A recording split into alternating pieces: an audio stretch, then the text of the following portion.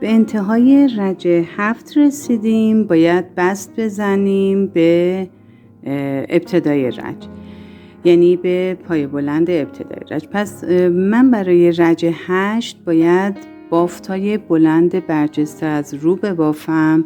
به خاطر همین میام، ببینید قلابم رو از زیر این پای بلند اولم رد میکنم، یه نخ میگیرم و یه بست میزنم به این ترتیب و همینجا 3 تا زنجیره میزنم به عنوان پای بلند برجسته از رو اولم. برای اولی که یه دونه پای بلند برجسته از رو باید ببافیم، برای پای بلند دوم 2 تا پای بلند برجسته از رو باید بافته بشه. بعد 6 تا زنجیره و قرینه‌شو اینجا باید اجرا بکنیم. این پای بلند سوم 2 تا پای بلند برجسته از رو بافته میشه و روی پای بلند چهارم 1 پای بلند برجسته از رو و یه زنجیره میزنیم. به پایه حبابی کاری نداریم، مستقیما میریم روی پای بلندامون. اولی 1 پای بلند برجسته از رو، دومی 2 تا روش بافته میشه و 6 تا زنجیره میزنیم. روی پای بلند سوم 2 تا بلند برجسته از رو بافته میشه و روی پای بلند چهارم هم 1 پای بلند برجسته از رو، 1 زنجیره میزنیم و دوباره میریم روی پای بلندامون بافت انجام میدیم. ببینید به این شکل میشه بافته. ببافید. برای اتصال انتهای رج برمیگردیم. به انتهای رج 8 رسیدیم. بست آخر کار رو به 3مین زنجیره از پای بلند اول میزنیم. برای شروع رج 9 ما باید روی این پایه و این 3 تا پایه اول 3 تا پای بلند برجسته از رو بزنیم. پای بلند اول رو که فعلا بافت روش انجام نمیدیم، با یه بست میریم به دور پای بلند بعدی یه بست برجسته از رو میزنم و 3 تا زنجیره به عنوان پای بلند برجسته از رو. دور پای بلند بعدی هم یه پایه بلند برجسته از رو میزنم. داخل فضای 6 زنجیره 8 تا پای بلند میبافم. 3 4 5 6 7 و 8.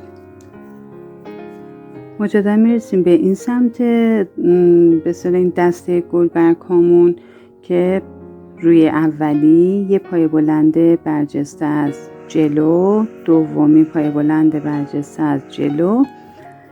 توی قسمت آخر این پای بلند آخر و پای بلند اول از دسته بعدی رو باید ادغام انجام بدیم روش، یعنی روی آخری یه پای بلند نیمه برجسته از جلو و روی اولی از دسته بعدی هم یه پای بلند نیمه برجسته از جلو میبافیم و این 3 تا نخ رو با هم دیگه یکی میکنیم. به این شکل میشه. مجدد روی پای بلندهای بعدی پای بلند برجسته از جلو، پای بلند بعدی هم به همین صورت پای بلند برجسته از جلو میبافیم. روی فضای 6 زنجیره 8 تا پای بلند ساده میبافیم. 3 4 5 6 7 و 8.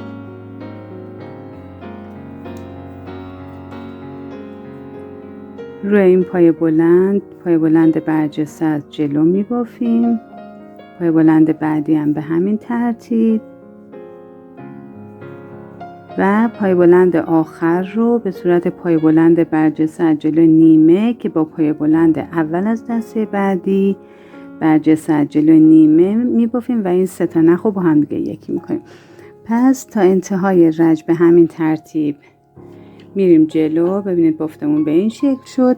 در انتهای رج باید حواسمون باشه که این پای بلند انتهایی و پای بلند اول رو که بافت روش انجام ندادیم و باید به صورت پایه ادغام ببافیم که انتهای رج برمیگردیم و ادامه کار رو انجام میدیم. به انتهای رج 9 رسیدیم. ببینید من 2 تا پای بلند برجسته از رو بافتم. پایه آخر از این دسته و پایه اول از دسته بعدی رو قرار شد به صورت پایه بلند نیمه ببافیم و ادغام کنیم. پس من یه پایه بلند نیمه برجسته از جلو این سمت می بافم و پایه بلند نیمه دیگر رو از روی پایه بلند اول دسته بعد می بافم. 3 تا رو با هم یکی می کنم و بست انتهای رج رو وصل میکنم به 3مین زنجیر از پای بلند اول از ابتدای رج. خب به این صورت شد. حالا ببینید برای شروع رج 10 من باید بیام روی این پای بلند سادم قرار بگیرم. در نتیجه با بست میرم جلو، یه بست میزنم و اینجا باید پای بلند برجسته از پشت ببافم. در نتیجه بهتره بست از پشت بزنم، از پشت پایه که کلا برم پشت پایه قرار بگیرم. پس 3 تا زنجیره میزنم. این میشه پای بلند برجسته از پشت اولم. بعد روی پای دوم هم پای بلند برجسته از پشت میزنم، یه زنجیره. روی پای بلند سوم دوباره پای بلند برجسته از پشت میزنم. پای بلند چهارم رو هم پای بلند برجسته از پشت میزنم. این بار حد فاصله شون 2 زنجیره. پس ببینید ما به این 2 تا پای بلند ردیف قبل برجسته از جلوها بافتی انجام ندادیم. با بست خودمون رو رسوندیم به 8 تا پای بلند وسط. 2 تای اول رو برجسته از پشت بافتم با فاصله 1 زنجیره. 2 تای بعدی رو بافتم، حالا حد فاصله 2 زنجیره. دوباره همین کار رو این سمت رو این 4 تا پای بلند بعدی انجام میدم. یعنی 2 تا پای بلندی رو که الان جلوم هست میبافم برجسته از پشت و حد فاصلش رو 1 زنجیره میزنم. بعد 2 تا پای بلند بعدی رو هم میبافم و 1 زنجیره میزنم. حالا به این فرم ادغاممون کاری نداریم، یعنی بافتی روش انجام نمیدیم. این 2 تا پای بلند رو 2 تا پای بلند نیمه برجسته از جلو ادغام رو میبافیم، ولی ادغامش رو کامل نمی کنیم، نگه میداریم. با این 2 تا پایه این 2 تا رو هم ادغام میکنیم، با هم دیگه جمع میکنیم نخ رو. پس ببینید به این ترتیب عمل میکنم. من یه نخ میندازم دور قلاب، یه برجسته از جلوی نیمه و برجسته از جلوی نیمه بعدی اینو نگه میدارم و این فرم ادغام و کاری ندارم. میرم روی این پای بلند برجسته از جلوی نیمه و اینجا برجسته از جلوی نیمه. تمام اینا رو با هم دیگه ادغام میکنم، یه زنجیره میزنم و دوباره مثل شروع رج کار میکنم. یعنی الان رسیدم در واقع به این 8 تا پای بلند وسط. 2 تای اول رو میبافم برجسته از پشت، یه زنجیره. 2 تای بعد رو پای بلند برجسته از پشت میبافم، 2 زنجیره و میریم رو 4 تای بعدی هم همینطور.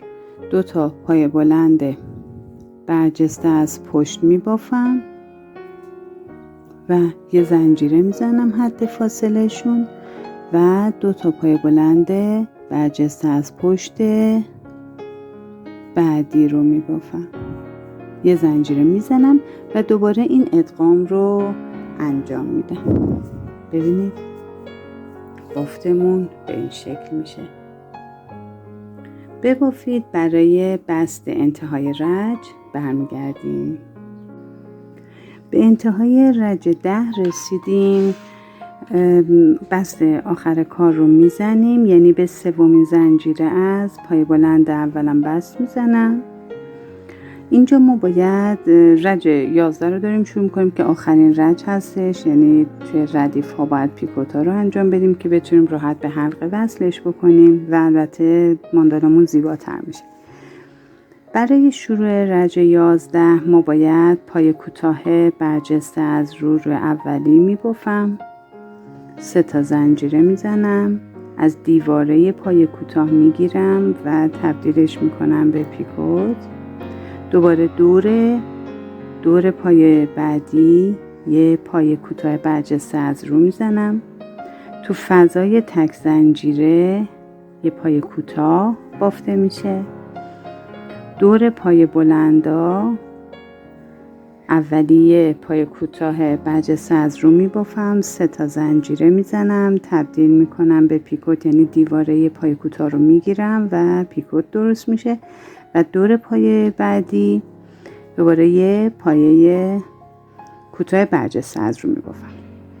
اینجا توی فضای 2 زنجیره باید 2 تا پای بلند ببافم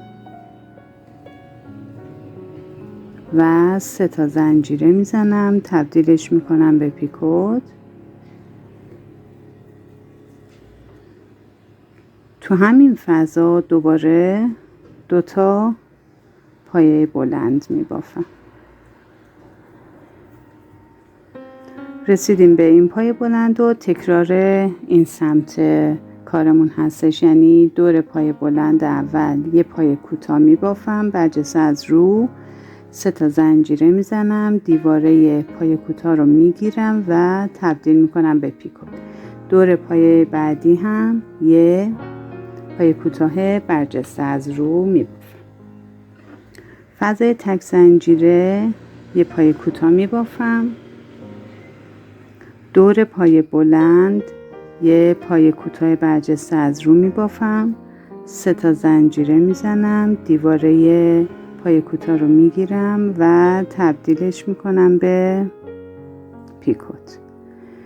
دور پای بلند بعدی هم یه پای کوتاه برجسته از رو میبافم.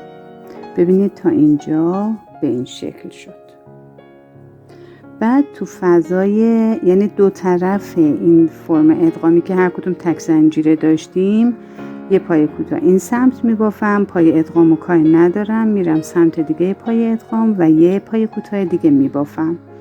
مجدد همین کار رو تو این قسمت تکرار میکنم. یه پای کوتاه برجسته از رو، 3 تا زنجیره، یه پیکوت، دوباره پای کوتاه بعدی، یعنی دور پای بلند بعدی پای کوتاه برجسته از رو میبافم، تو فضای تک زنجیره یه پای کوتاه میبافم، به پای بلندا که رسیدم یه پای کوتاه، یه 3 تا زنجیره روش میزنم، پیکوت درست میشه و دور پای بلند بعدی هم یه پای کوتاه برجسته از رو. فضای 2 زنجیره رسیدیم، 2 تا پای بلند میبافم، 3 تا زنجیره، پیکوت درست میشه و دوباره تو همین فضا 2 تا پایه بلند. به پای بلندا رسیدیم، یه پای کوتاه برجسته از رو میبافم، 3 تا زنجیره، تبدیلش میکنم به پیکوت. دوباره دور پای بلند بعدی پای کوتاه برجسته از رو میبافم، به فضای تک زنجیره رسیدیم، یه پایه کوتاه، به پای بلندا رسیدیم. یه پای کوتاه برجسته از رو 3 تا زنجیره میزنم، یه پیکوت میسازم و پای بلند بعدی رو هم یه پای کوتاه برجسته از رو. به فضای ادغامی رسیدم. این سمتش توی فضای تک زنجیره یه پای کوتاه میبافم و سمت دیگه پای ادغامم یه پای کوتاه میبافم. به همین ترتیب پیش میریم. ببینید به این شکل شد تا انتهای رج. برای بسته انتهای رج برمیگردم. به انتهای رج 11 رسیدیم. آخرین پای کوتاه این فاصله رو بافتم روی قسمت تک زنجیره و بست میزنم به سمت دیگه، به زنجیره فاصله بین پای ادغامی و پای کوتاه ابتدای رج. همینجا یه زنجیره میزنم و نخم رو از اینجا قطع میکنم و پشت پنهانش میکنم. این مینی ماندالام تموم شد. مینی ماندال زهرا بهتره اتو کشی بشه، بخاردهی بشه و سوزن کشی بشه و امیدوارم که ببافید و لذت ببرید. ممنون از اینکه همراه هم هستید. خدا نگهدار.